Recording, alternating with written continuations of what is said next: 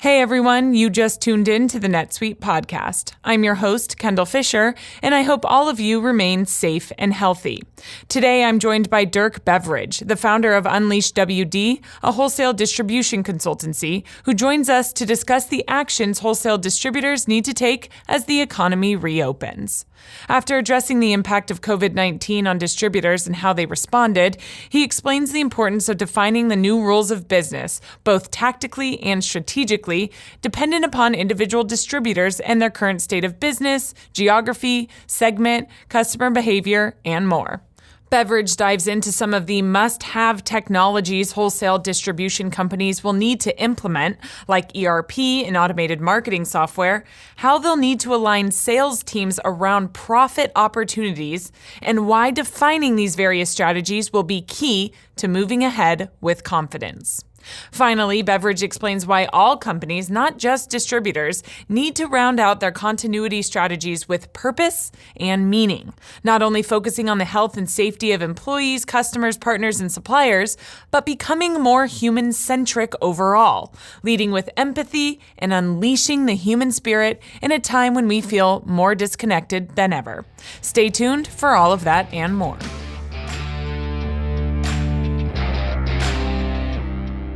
You're listening to the NetSuite Podcast, where we discuss what's happening within NetSuite, why we're doing it, and where we're heading in the future. We'll dive into the details about the software and the people at NetSuite who are behind all the moving parts. We'll also feature customer growth stories, discussing the ups and downs of running a company and how one integrated system can help your business continue to scale. Hi, Dirk. Thank you so much for joining us today. Kendall, thanks for having me. I'm thrilled to be here. I love your work.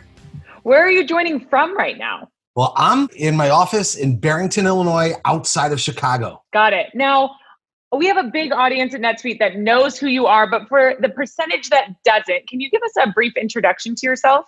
Yeah, thanks. I appreciate that. Thanks. So I'm the founder of UnleashWD. We are a strategy, design, and innovation firm that helps legacy distributors become nimble and innovative leaders. And we do that through my keynote speaking, through our strategy workshops, through our innovation summit that we have, and other means. So essentially, what we like to say here is you're an expert when it comes to wholesale distribution. I am with distributors every day of my life. Absolutely. Yeah. Well, I want to start with some statistics. Before COVID-19, BC, as we're calling it, what percentage of the U.S. GDP did wholesale distribution account for, and what does that equate to in dollars, roughly? Yeah, I appreciate that. So, Kendall, it was amazing to me when I took a look at this, as we saw how this pandemic is going to impact society and then impact our country and impact our businesses and the industry. I started looking into it. And what I discovered, I know, but what really hit me is that wholesale distribution is about a $6.9 trillion business. Whoa. And if that were a country in and of itself, it would be the third largest economy in the world, behind the United States and behind China. And to me, that's just one data point that we should all embrace and absorb, and really as part of the story of how darn important not only these businesses are, but the 415,000 plus individuals, plus their families, are critically important. Yeah, I mean, it's not just saying that it's important, as an economy. We're basically saying it's important to humanity. I mean, those are jobs, right? That's livelihood right there. Yeah, absolutely. And those are jobs, those livelihood. Those are individuals with hopes and dreams, right? And for a number of them now, right, for all of us to one degree or another, those hopes and dreams, there's a lot of uncertainty out there.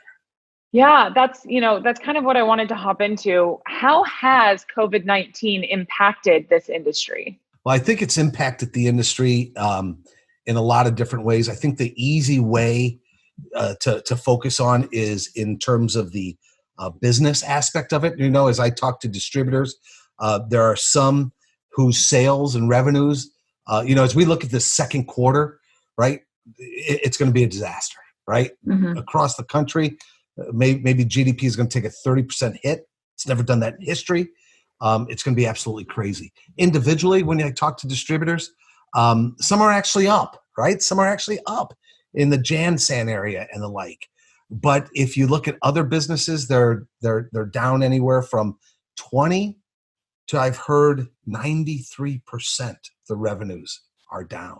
So how has it impacted it, right? So one, we can look at it from those numbers perspective. But I think number two, I think a way to look at it to your trend is it's impacting it from a humanity perspective as well, right? From two, from the employee's perspective, the family's perspective, the uncertainty, the health, our own health, the health of our families. It's certainly impacting us. But I also want to say that it's impacted the leaders in the industry as well. Kendall, think about the weight on these individual shoulders. Yeah.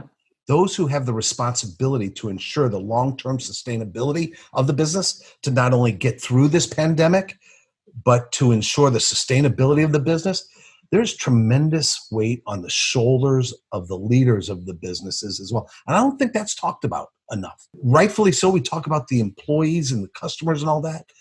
But there's another thing that, that the weight of the responsibility to lead during this time, I think is great. And, I heard you say like sometimes it's down by 93%, and there is a way to look at that business is down and that is horrible. There's another kind of view to take too, which means, well, so where do we go from here and what can we do? How can we adjust around this? Where can we grow from here that maybe we didn't have the opportunity to do so prior to this pandemic? How are you seeing leaders adjust around this time and distributors adjust around all of this? Yeah, thanks. I appreciate that. So from a strategic thinking perspective, I absolutely love this question because as we first went into this, we were working with distributors talking about leading through the coronavirus pandemic. Several weeks ago, we call it internally our Easter pivot. And we said, we needed to pivot our thinking with the industry and with distributors. We said, to your question, Kendall, it's time to lift our eyes up. It's time to look towards the horizon. Yeah. And the words we're using, it's time to shift to tomorrow. And it's time to ensure that we are thinking not just about today. By God, we have to think about the today, right? Mm-hmm. But I really believe there's opportunity to shift our thinking to tomorrow and to really work towards coming out of this stronger than we went in. And one of the things that I'm scared to death about, Kendall, honestly, is that words like that become platitudes rather than real action. And so that's what I'm really focused on, is ensuring that we take that strategic action. I mean, that is the number one thing we are focused on at NetSuite is, okay, yes, we've seen how businesses had to adjust. We've seen the incredible effects that this has had on different industries. But so now what? Yeah. What do we do to move forward? How do we prepare as the economy reopens, which is it's doing right now? We are seeing some states start to open back up. So where do we go from here, Dirk? Number one, strategically, I know you wrote about several premises. I actually read your open letter to distributors, very well written and very helpful. So I would love you to dive into some of those, tactical strategies distributors can take to shift to tomorrow, as you said. Sure, thanks. So I'd like to look at it from two perspectives. One, in my mind, strategically, and then tactically, okay? So strategically, let's go there, all right? Strategically, in my open letter, at shifttotomorrow.com. In my open letter, Kendall, what I did is I outlined 13 different premises that I personally believe in. I believe in these. Now, are they right? I have no idea. That's why they're premises. That's why they're hypotheses. And I think what leaders need to do in our businesses today is bring these hypotheses to their team and get around the table, virtually or not, and discuss these premises to see how it can lead their thinking. So, for example, of the 13, I'll focus on 3, 4, or 5 real quick, okay?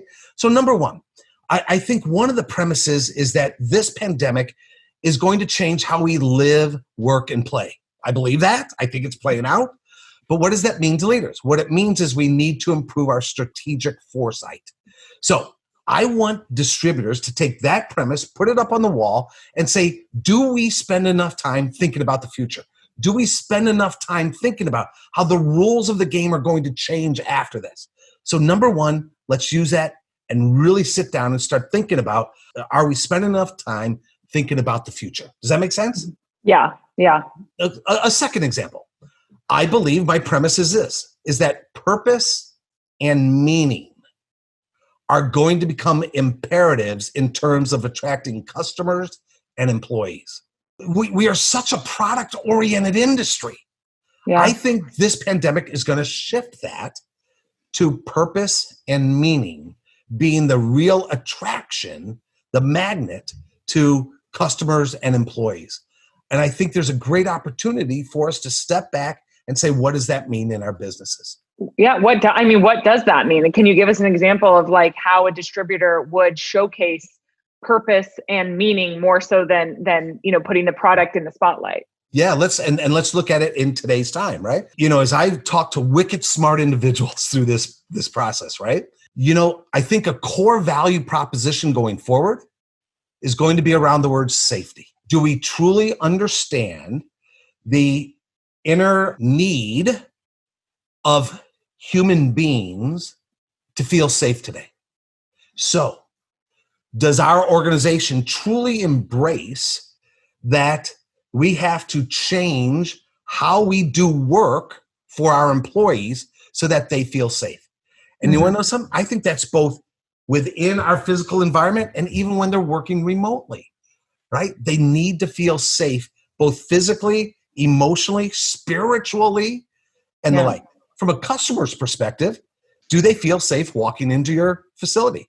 Do they feel safe when your driver is dropping things off?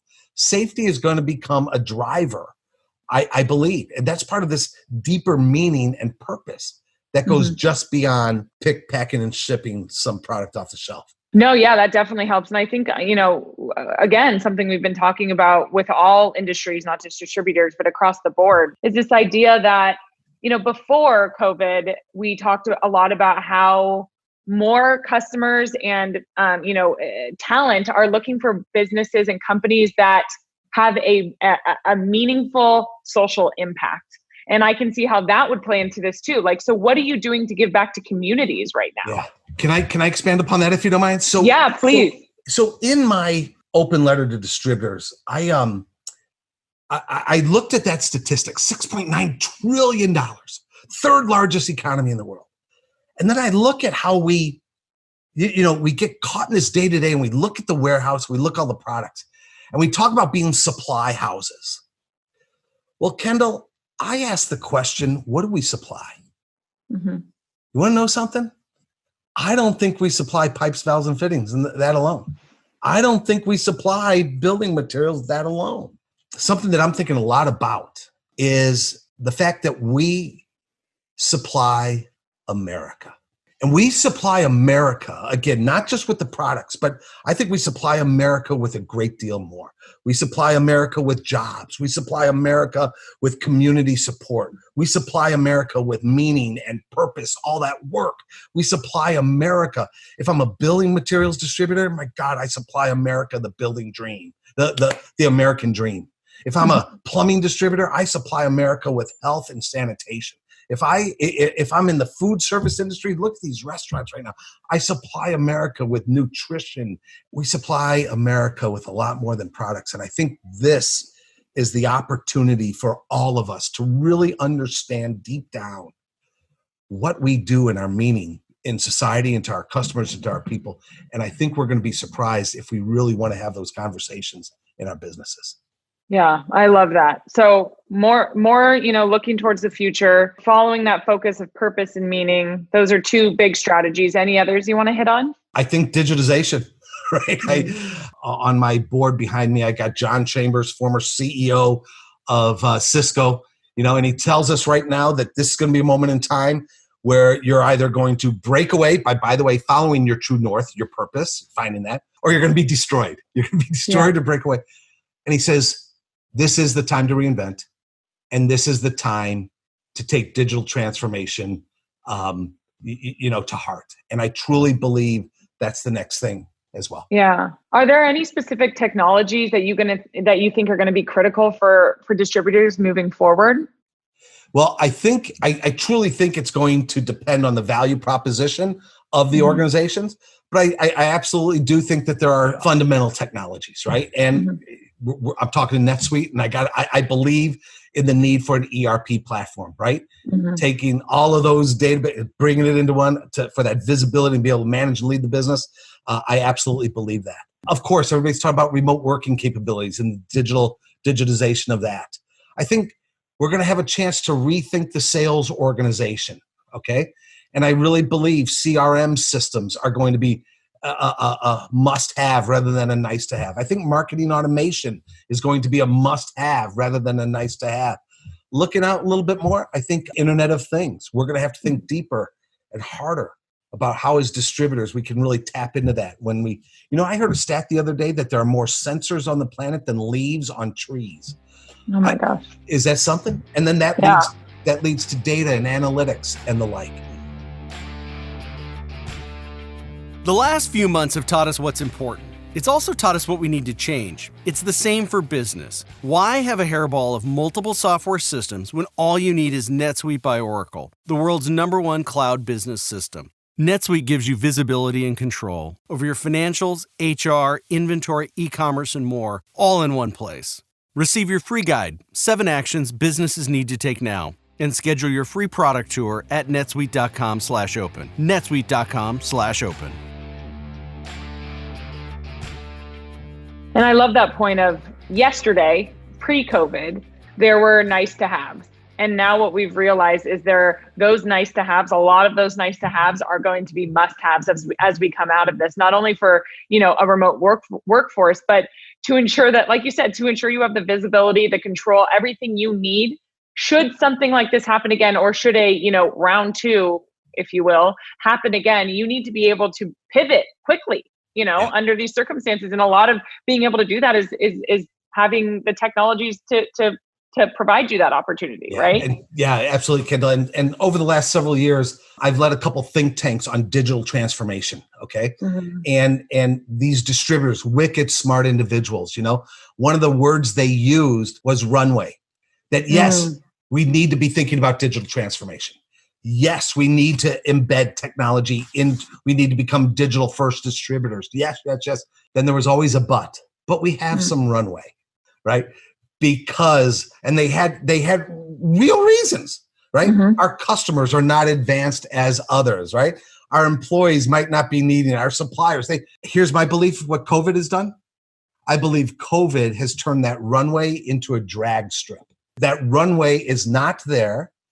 And even if there's not another pandemic for another 10, 20, or 100 years, I truly believe the rules of business are being changed as we speak right now. And we do need to take a digital first mentality. And I think that means something different to every distributor, but we need to take that digital first mentality. Yeah, agreed. So those are 3 super strong strategies. What about on the tactical side? What would you add there? Yeah, tactically, I think there's a 3-step success path that distributors need to be thinking about to strategically power ahead in these unprecedented times. And I think the first step of that success path is we need to clearly identify the new rules of how business is going to be done. And we need to spend time thinking with our team about the behaviors that have changed in our employees, the behaviors that have changed in our customers, the behaviors and thinking that have changed in our suppliers and the like.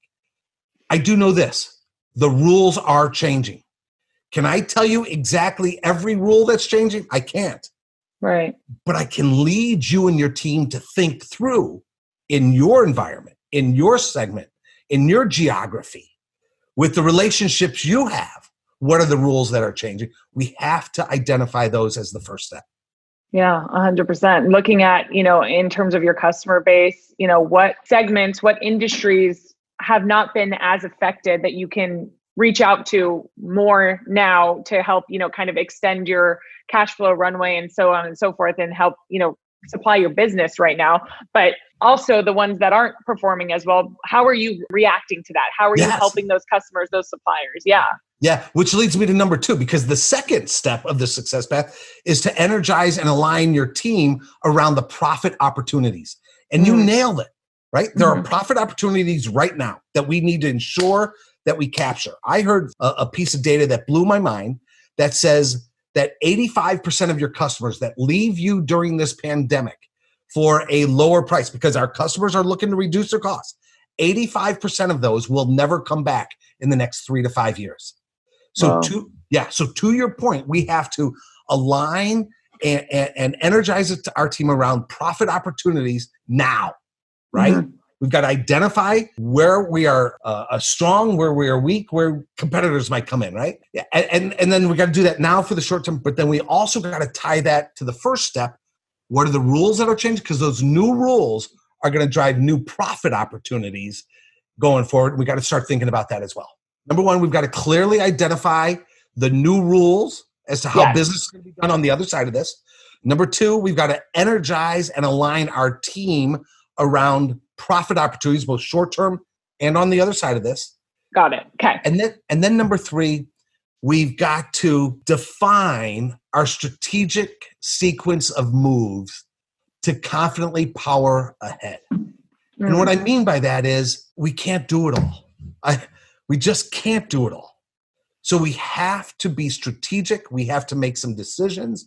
We have to be prepared to pivot, but we need to make those decisions and be able to internally communicate and tell a story to our team about why we're making these decisions so that we can get the entire team to embrace this strategic direction going forward. And as I said, confidently. Right. Well, and I think a huge part of that is right now, everything's uncertain. The future's uncertain. No one knows what's going to happen tomorrow or in a week or in 5 months, but you can be very certain in your strategy and how you're going to move forward. And therefore your employees can feel some sense of, comfort in that strong stance where everything else might be spinning around us, but at least we have that foundational strategy, right? Yeah, without question. And I think even if I can, right, at the center of that strategy that we can't lose sight of, this is, and we've alluded to it here, Kendall, this is the time when companies can and should and are, I hate to use the word retreat, but retreat to our values, right? The work that we've put in before COVID-19 that defined who we are, what we stand for, the values of our organization. I think these are great pillars to lean back on. And I think that's the first part of giving our employees that confidence that we need. That, you know what?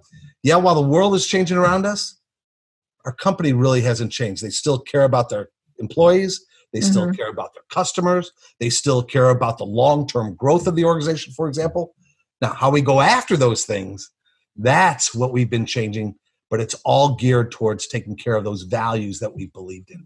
Yeah, I love the kind of leadership style of empathy right now. It's something that I've been super interested in for a long time now, but I'm seeing it now more than ever, this, leading through empathy and really putting, like you said, putting values first rather than putting profitability or, whatever else product first, Yeah. And if you don't mind on that, I agree 100%. And what I believe to that point is I believe now is a time to really focus on the human spirit. And I think there's an opportunity for us to unleash the human spirit. And I before COVID-19, I've had this statement when I think about the innovative distributors. And the statement I've said is companies don't change, transform, and innovate. People do. Right. We can talk about Apple. Apple hasn't innovated anything. We could talk about Amazon. The company Amazon hasn't done anything.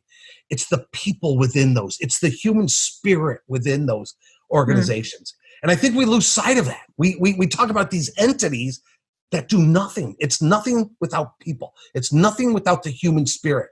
And I think the greatest leaders that are going to come out of this are going to refocus on people, refocus on humanity, refocus on that human spirit, and find the right ways to unleash those, to inspire, to help people imagine about the better tomorrow, to lift them and to help them shift to tomorrow, because that's what I think we all want as human beings. Yeah. And I think now's the opportunity to do it.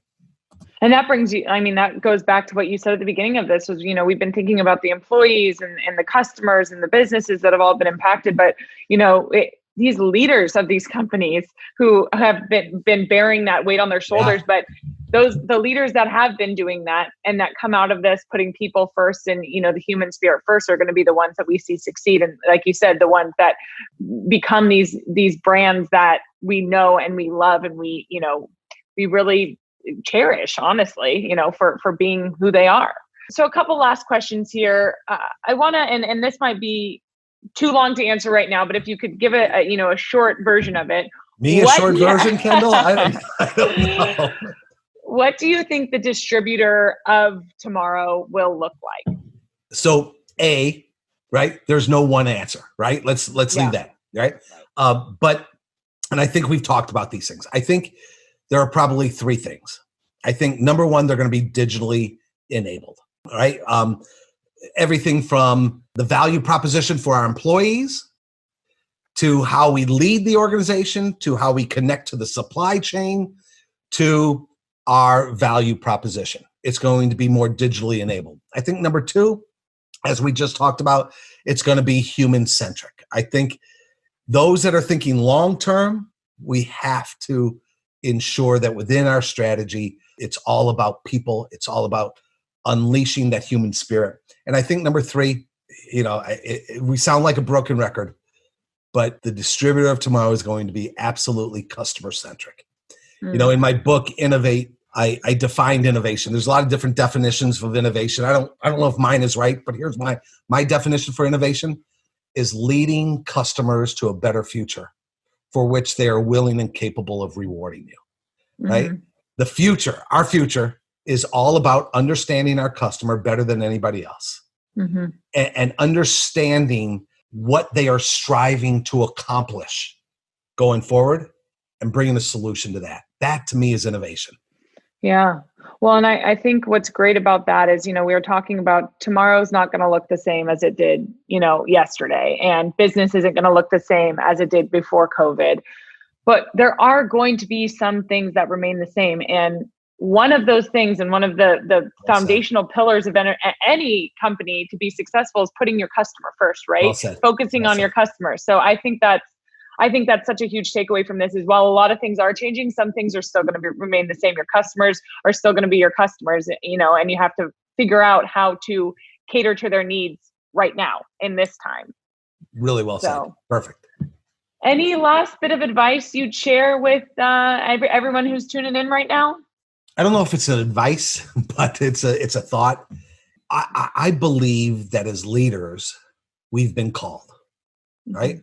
We're in this moment in time right now. I guarantee you, nobody that listening asked to lead an organization during the greatest drop of GDP in history, right? During a worldwide pandemic, during a time of immense disruption on top of COVID. But here we are. Yeah. And I really believe each of us are in a position of leadership right now for a particular reason.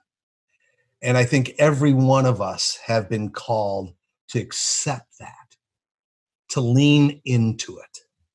I don't know about you, but I talk to distributors. I know myself, there's a thing called the imposter syndrome, right? And every one of us are questioning ourselves. Are we doing the right thing? Do we have what it takes to truly get us through that? I believe that we do. That if we can put that off to the side and we do some of the things we've been talking about, everything that you've been talking about on this show and NetSuite's been sharing, and now's the time to lead. Embrace it. Yeah. And I really believe that your world needs you now more than ever. And get out there and embrace it and take care of yourself to do that. But embrace that leadership position that you're in. Your people need you. Dirk, I love that. I can't thank you enough. That this is so awesome, inspiring, great. Thank you so much for joining us. And, we look forward to talking to you more as things continue to develop and change and open up. And, the shift to tomorrow begins right now, right? So it is. Kendall, thanks for having me. Great conversation. There are so many things to take away from this episode, both on a strategic and tactical level, but also on a personal level. All of us can strive to be more empathetic right now and to build upon our connections on a human level, no matter what we do or what company or industry we work for. I urge you to ask yourself how you can be better for tomorrow too.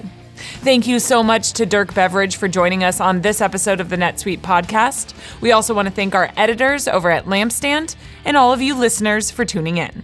Don't forget, rate, review, and subscribe. Bye.